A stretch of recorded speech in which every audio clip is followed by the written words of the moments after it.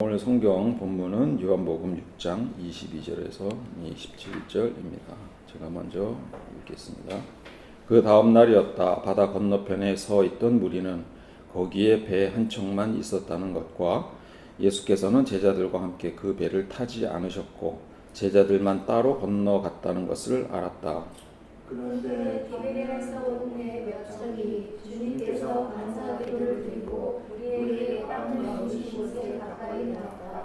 무리는 거기서 예수도 안 계시고 제자들도 없는 것을 알고서 배를 나누어 타고 예수를 찾아 가버나움으로 갔다. 그들은 바다 건너편에서 예수를 만나서 말하였다. 선생님, 언제 여기에 오셨습니까? 예수께서 그들에게 대답하셨다. 내가 진정으로 너희에게 말한다. 너희가 나를 찾는 것은 표징을 보았기 때문이 아니라 빵을 먹고 배가 불렀기 때문이다. 너희는 썩어 없어질 양식을 얻으려고 일하지 말고 영생에 이르도록 남아있을 양식을 얻으려고 일하여 이 양식은 인자가 너희에게 줄 것이다. 아버지 하나님께서 인자를 인정하셨기 때문이다. 아멘. 자, 오늘 설교 제목은 자극 없는 평안, 주님 안에 쉼이 되겠습니다. 예수가 갈릴리 호숫가에서 사람들을 가르치셨을 때 많은 사람들이 있었습니다. 그들은 예수의 기적을 보고 듣고 몰려든 사람들이었습니다. 이곳에서 오병이어의 기사를 통해 많은 사람들이 굶주리지 않게 육의 양식인 떡과 물고기를 준 것은 잘 알려진 이야기입니다. 그리고 군중을 피해 예수님은 갈릴리 호수 건너편으로 건너가셨습니다. 그런데 다음 날이 되어 군중이 보니 예수가 사라지고 없는 것입니다. 그래서 일부 무리는 디베레아에서 온 사람들과 함께 예수를 찾아 배를 타고 호수를 건넙니다. 그랬더니 한마디를 듣습니다. 나를 찾는 것은 표징을 보았기 때문이 아니라 빵을 먹고 배가 불렀기 때문이다.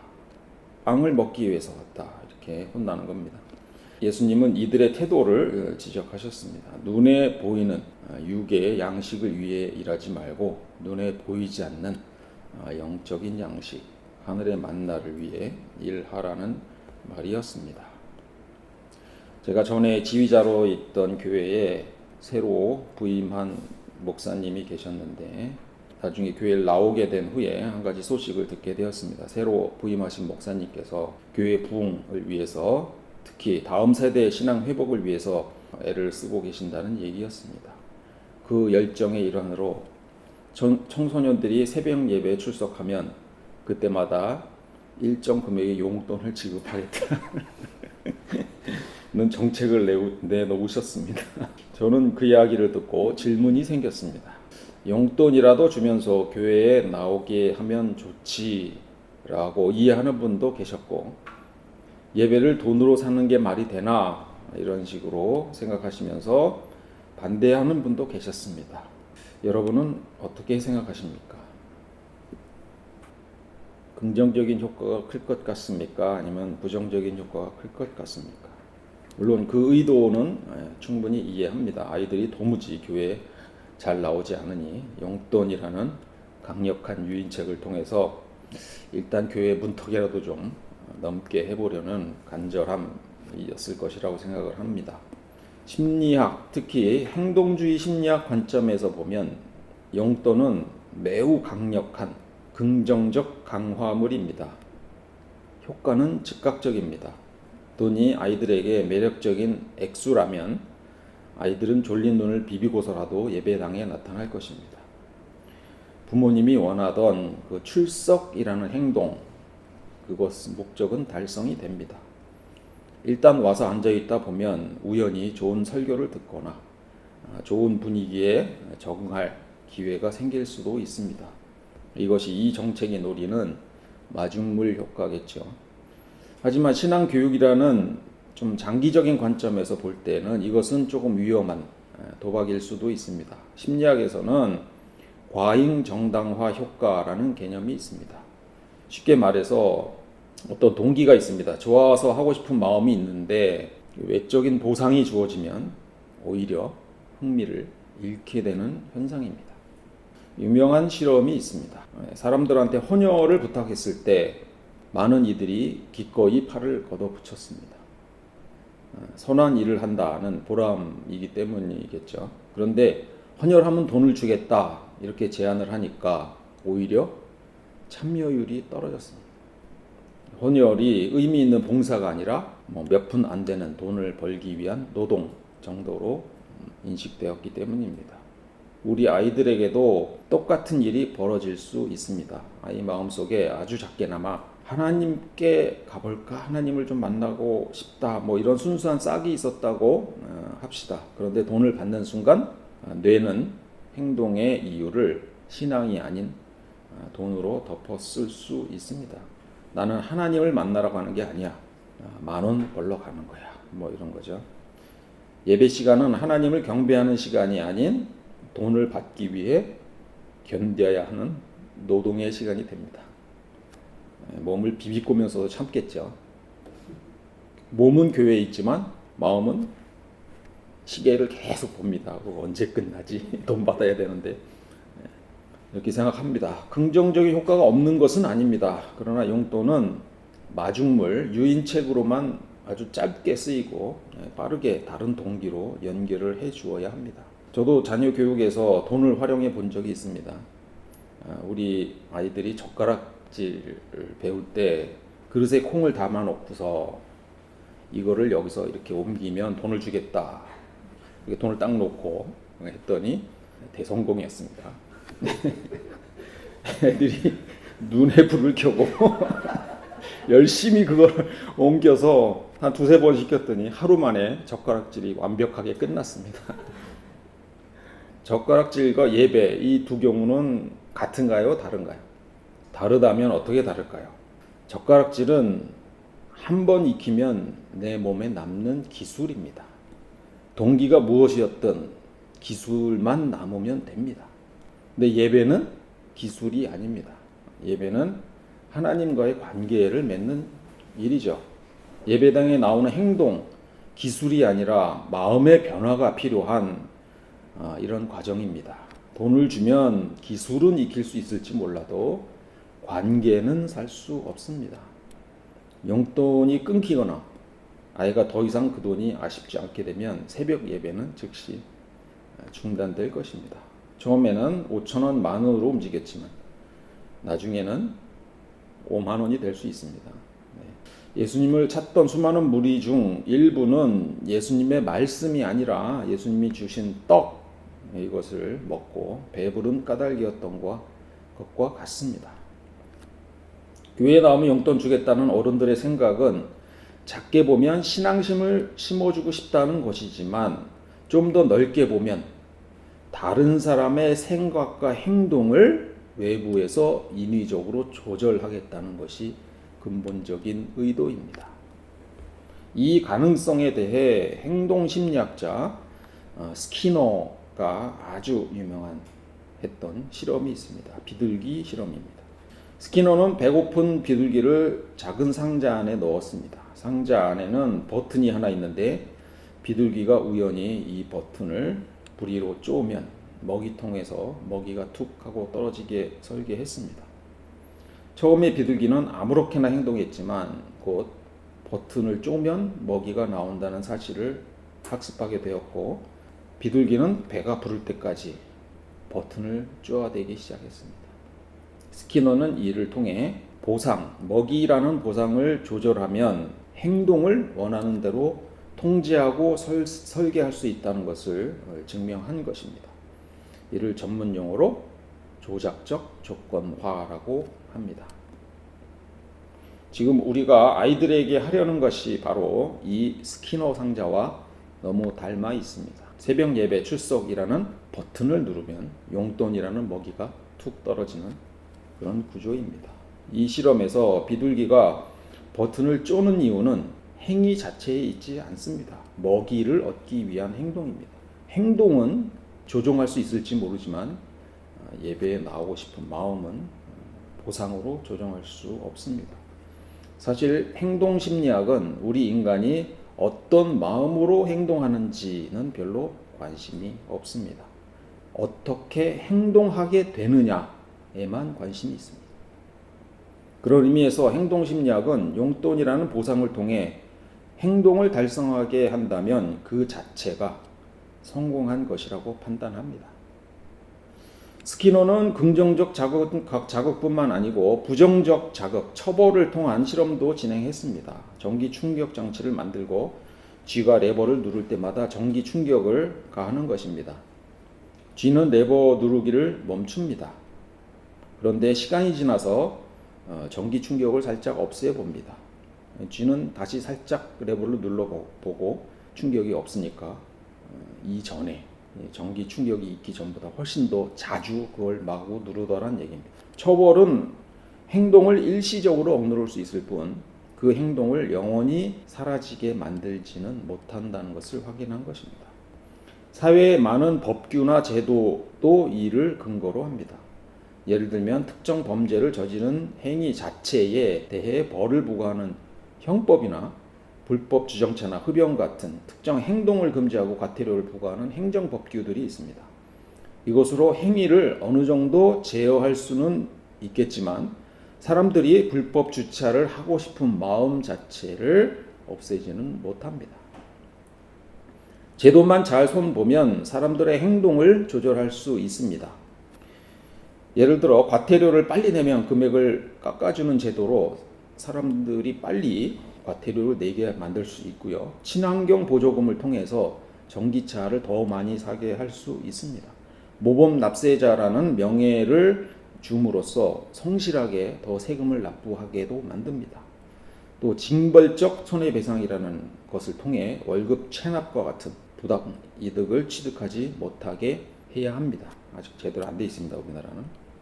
정리하자면 현대의 수많은 사회제도, 법률, 경제정책은 스키너가 증명한 이 행동주의 심리학, 당근과 채찍의 원리를 사회 전체로 확장한 거대한 시스템으로 볼 수 있습니다. 사회는 구성원들이 바람직한 행동을 하도록 유도하고 해로운 행동을 억제하기 위해 이 메커니즘을 정교하게 설계한 것입니다. 이것은 사회 질서를 유지하기 위한 중요한 방법이고 이 자체가 나쁜 것은 아닙니다. 하지만 이 강력한 이 기법을 기업이나 집단의 이익 추구라는 목적에 사용됐을 때는 심각한 윤리적 문제가 발생합니다. 이윤 창출만을 위해 인간의 심리를 또 행동을 조작할 수 있다는 것입니다. 인간을 인격체가 아닌 자극에 반응하는 매출 발생의 도구로만 보는 것입니다. 간헐적 강화라는 원리가 있습니다. 이것이 행동 심리학에서 가장 강력하고 무서운 원리 중에 하나입니다. 쉽게 말하면 행동에 대한 보상을 매번 주는 것이 아니라 가끔씩 그리고 예측할 수 없게 주는 것입니다. 이 불확실성이 사람 또는 동물들이 행동에 더 집착하게 만듭니다. 스키너는 이렇게 실험을 했습니다. 상자 안에 쥐를 넣어두고 레버를 누르면 먹이가 나오도록 만들었습니다. 그런데 이 먹이가 나오는 보상 간격, 시간에 따른 조절도 해보고 보상 비율, 몇 번을 눌렀을 때 이게 나오는지에 대한 실험을 따로 했습니다. 그래서 이 간격과 비율에 따라서 이것을 고정시켰을 때와 가변시켰을 때 어떻게 달라지나를 실험을 했습니다. 자세한 설명은 시간 관계상 못 드리겠지만 여기서 가장 문제가 되는 게 오른쪽 아래에 있는 변동 비율 강화입니다. 비율적으로 다른 비율로 그것을 변동시켰을 때 가장 거기에 적극적으로 반응한다는 얘기입니다. 이게 4가지 실험인데요. 그 VR이라고 하는 게 변동 비율 강화인데, 그러니까 시간이 지나면서 그 반응하는 정도가 굉장히 다릅니다. 그래서 불규칙하게 어떤 반응에 대해서 보상이 주어질 때 사람들은 더 미치게 거기에 반응을 한다라는 얘기. 이것이 뭐라고요? 간헐적 강화입니다. 이 간헐적 강화가 강력한 이유는 도파민이라는 쾌락 호르몬 때문이라고 합니다.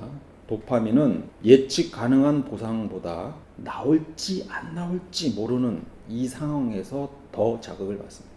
보상을 받았을 때보다 보상을 기대하는 순간에 도파민이 가장 많이 분비된다는 것입니다.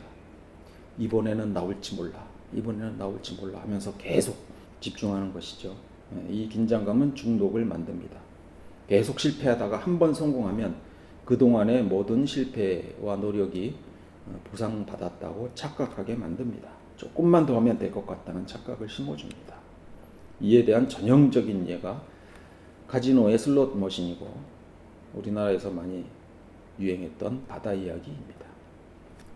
돈을 놓고 레버를 당기지만 이 잭팟은 가끔씩 터집니다. 그런데 이 언제 터질지 모르는 이것 때문에 사람들은 돈이 다 털릴 때까지 거기서 뜨지 못합니다. 나쁜 남자, 나쁜 여자 연애도 마찬가지 심리라고 합니다. 평소에는 차갑게 대해다가 보상이 없는 거죠. 가끔씩 잘해주면 간헐적 보상입니다. 상대는 더 집중하게 된다는 얘기입니다. 원래는 착한 사람이야. 내가 조금만 더 노력하면 그 좋은 모습을 볼 수 있을 거야 라는 기대감을 끊지 못한다고 합니다. 자, 이제 제일 중요한 SNS입니다. 재미있는 내용은 보상입니다. 화면을 계속 스크롤해서 넘기는 행동은 저 슬롯 머신에 저걸 누르는 것과 같습니다. 재미있는 게시물이 안 뜨죠. 언제 뜰 수 있습니다. 언제 뜰지 모르기 때문에 이걸 계속 넘기고 있는 겁니다. 실제로 인스타그램을 포함한 소셜 미디어의 설계자들은 사용자들이 이 하트와 좋아요라는 보상을 받을 경우에 비둘기가 씨앗을 더 먹기 위해 강박적으로 행동하는 것처럼 사용자들도 강박적으로 사진을 찍을지 궁금했습니다. 자, 스키너의 이 간헐적 강화 원리를 토대로 이것을 설계한 것입니다. 팔로워와 좋아요를 씨앗으로 사용했는데 그랬더니 사람들은 미친 듯이 사진을 찍어대기 시작했습니다. 보상이 언제, 얼만큼 많이 주어질지 전혀 예측할 수 없었기 때문에 사람들은 더욱 집착하게 되는 것입니다.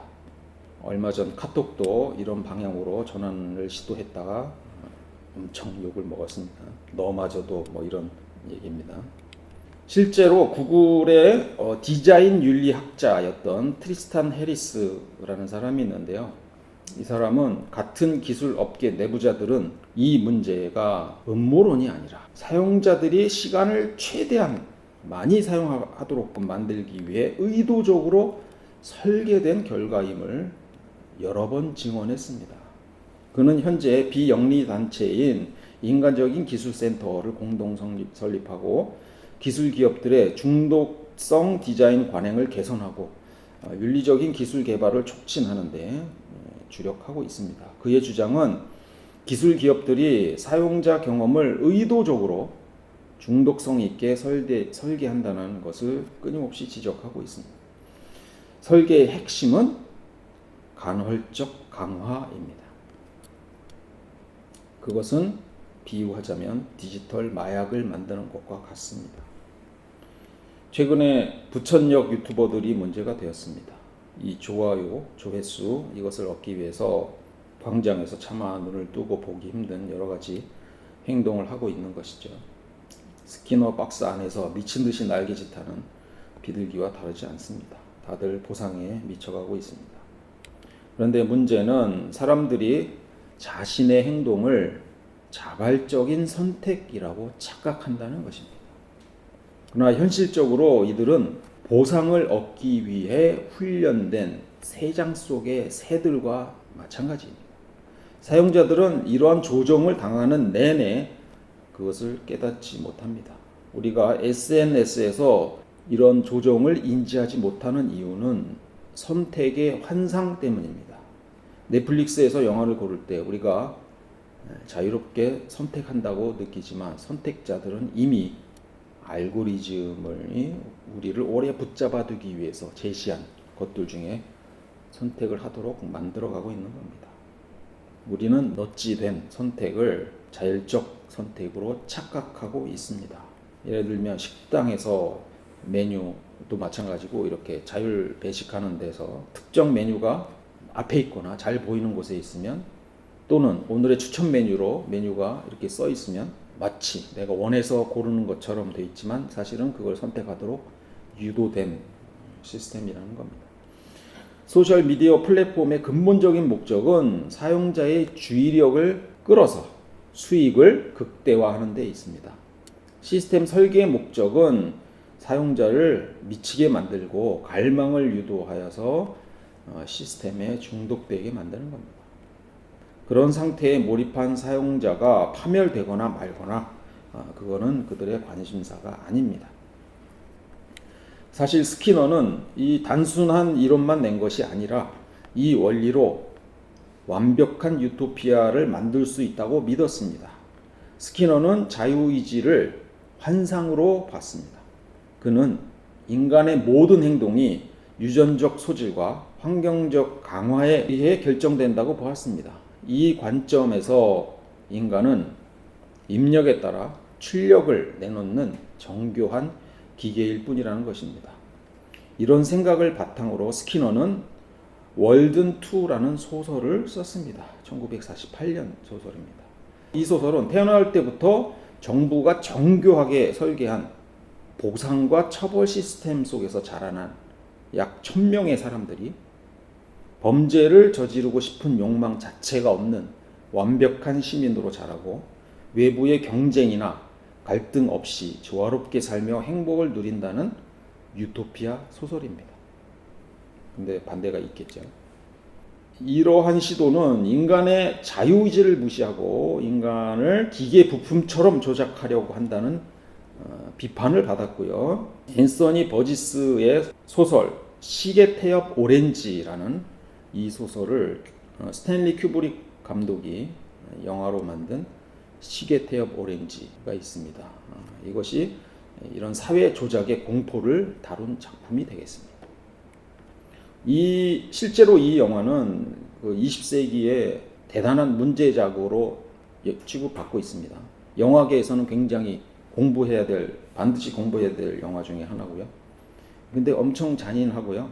선정적입니다. 그래서 1997년까지 우리나라에서 상영 금지되었던 영화고 2005년이 되어서야 국내 영화제에서 한번 소개된 정도입니다. 현재는 일부 OTT에서만 볼 수 있습니다. 이 영화는 자유의지와 폭력에 대한 이걸 보고 나면 논쟁을 하게 되어 있습니다. 네, 그 기념비적인 작품으로 남아 있습니다. 우리는 어떻게 해야 될까요? 불행하지만 우리는 우리가 설계된 틀 안에 있다는 것을 우선적으로 인지해야 됩니다. 저는 우리가 이 틀에서 벗어나기는 쉽지 않다고 생각합니다. 유튜브를 안 보겠습니까? SNS를 안 하겠습니까? 그렇지만 제어는 해야 합니다. 설계된 보상과 보상 시스템에서 벗어나야 합니다. 여기에는 두 가지 방법이 있는데요. 개인적인 차원의 해결책과 시스템적인 해결책이 있습니다. 그러나 우리는 개인적인 차원의 해결책에 대해서만 몇 가지만 말씀을 드리겠습니다. 첫 번째는 방금 말씀드렸듯이 메타 인지적인 질문을 해야 합니다. 여러분이 영화를 선택을 할 때 이 영화를 정말 내가 보고 싶어서 선택한 것인가 아니면 알고리즘을 따라서 선택한 것인가, 이 행동이 정말 내가 원한 것인가 아니면 유도된 행동인가를 판단을 해야 합니다. 이런 질문을 통해서 이런 외적인 자극이죠. 외적인 자극과 내가 거기에 반응하는 이거 사이에서 여러분의 생각을 살짝 끼워 넣으셔야 합니다. 이게 좀 불편한 감정입니다. 이거 근데 보고 싶기는 한데 조작돼서 거기에 시스템에 따라가야 하는 건가라는 이 불편한 감정인데요. 이곳에 시간적인 틈을 만들어야 합니다. 내가 이걸 하고 싶을 때도 시간적인 텀을 줘서 한 번 더 고민하게 만들어야 됩니다. 여기 어떤 책에서는 10분 규칙 이런 얘기가 나옵니다. 10분 규칙, 10분 후에 정말 하고 싶은지 10분 정도는 참고 해라. 이런 얘기가 됐고요. 세 번째로는 2차 욕구입니다. 2차 욕구가 뭐냐면, 1차 욕구는 이런 겁니다. 내가 먹고 싶다. 그런데 2차는 나는 과식하는 나를 원하지 않는다가 2차 욕구입니다. 먹고 싶지만 내가 정신없이 먹는 나를 나는 싫어한다가 2차 욕구입니다. 그래서 2차 욕구를 통해서 1차 욕구를 거부할 수 있어야 한다라는 얘기가 됩니다. 1차 욕구가 발동할 때 정말 나 지금 다이어트 하고 있는데 정말 먹어도 돼? 라는 2차 욕구에 대한 날씬해지고 싶고 건강해지고 싶다라는 그 욕구, 2차 욕구를 발동시킴으로써 조금 제어해야 한다 이런 얘기가 되겠고요. 그다음에 순서 바꾸기가 있습니다. 이거는 뭐냐면 자 노력을 해서 보상을 받겠다 이런 겁니다. 그냥 기존에는 그냥 소파에 누워서 힘드니까 누운 것 자체가 보상이죠. 핸드폰 봅니다. 그리고 후회합니다. 근데 그렇게 하지 말고 내가 운동을 다녀온 후에 30분 정도만 유튜브를 보겠다. 이런 식으로 노력 이후의 보상으로 그것을 조금 조건을 걸어서 순서를 바꾸면 좋겠다라는 얘기고요. 그 다음에 자유로운 산책 등 그러니까 여러 가지 방해 요소를 다 내려놓고서 순수하게 자기가 집중할 수 있는 그런 시간을 통해서 생각이 좀 자유롭게 떠다니게 내버려 둬야 합니다. 뭐 수영이나 뭐 등산이나 뭐 다 좋은 활동이 됩니다. 신경과학적으로 보상은 크게 두 가지가 있는데요. 하나는 도파민적 추구가 있고요. 또 하나는 세로토닌적 추구가 있습니다. 도파민은 원팅이라고 합니다. 난 이거 원해 하는 이런 마음은 도파민에 의한 것이고요. 아, 참 좋다, 만족한다 이런 그 행복감 이런 것은 세로토닌에 의한 결과입니다. 도파민은 그 쾌락 그 자체가 아닙니다. 쾌락을 얻을 것이라는 기대감에서 분출되는 것이 도파민입니다. 그 비둘기가 그걸 쪼았을 때 뭐 먹이가 나오면 도파민이 분비가 되는 게 아니라 나올지도 모른다는 그 기대감에서 도파민이 분출되고 그것 때문에 더 열심히 쪼게 된다는 겁니다. 그러니까 도파민은 그래서 만족이라는 게 없습니다. 더 많이를 외치게 되는 것이 도파민이고요. 끝 없는 만족 없는 갈망 상태를 지속시키는 것이 도파민입니다. 이 그림 AI로 한번 그려봤습니다. 시켜가지고 나노 바나나인데 괜찮죠? 그 다음에 세로토닌인데요. 세로토닌은 행복감을 만들어주는 호르몬입니다. 만족과 평온의 호르몬이고요. 기분 조절, 정서적 안정 뭐 이런 거를 제공해 줍니다. 이만하면 충분하다, 행복하다라는 느낌을 갖게 되는 것이 세로토닌입니다. 이거는 캐데온에 나오는 장면이죠. 예. 목욕탕에 그렇게 가자고 그런데 결국에는 가게 되는데 너무너무 좋아하죠. 이 느낌, 이런 느낌이 세로토닌에 의한 것입니다. 그 뜨거운 물에 들어가서 시원하다 하는 한국 사람의 독특한 그 표현, 이게 세로토닌입니다. 이 세로토닌은 그 도파민의 막 스파이크 막 이런 것이 아니라 굉장히 안정적인 그런 상태라고 볼 수 있고요. 우리 교회에 나오면 좋으시죠? 세로토닌입니다. 우리 공동체에는 세로토닌의 원천입니다. 오늘 설교가 뭔가 궁금하다 뭐 이렇게 되면 그건 도파민이고요. 설교를 듣고 좋다, 그건 세로토닌입니다. 그래서 세로토닌이 나오는 활동은 뭐가 있냐면 일광욕 이런 게 있고요. 걷기, 달리기, 수영, 자전거 뭐 이런 거 같은 운동이고요. 또 긍정적인 사회 활동, 우리 교회 공동체 생활, 명상, 기도 이런 것이 세로토닌을 활성화시키는 겁니다. 세로토닌은 주로 느리고 지속적이며 심리적 안정감을 주는 이런 활동에서 얻어집니다. 다시 본문으로 돌아가겠습니다. 예수님은 갈릴리 호수 건너편까지 자신을 찾아온 사람들에게 너희는 썩어 없어질 양식을 얻으려고 일하지 말고 영생에 이르도록 남아있을 양식을 얻으려고 일하여라 라고 명하셨습니다. 이 말씀은 오늘의 질문, 즉 새벽 예배에 나오는 아이들에게 용돈을 주어야 하는지 말아야 하는지에 대한 해답이 될 수 있을 것 같습니다. 교회의 의도는 아이들의 영적인 양식을 찾도록 이끄는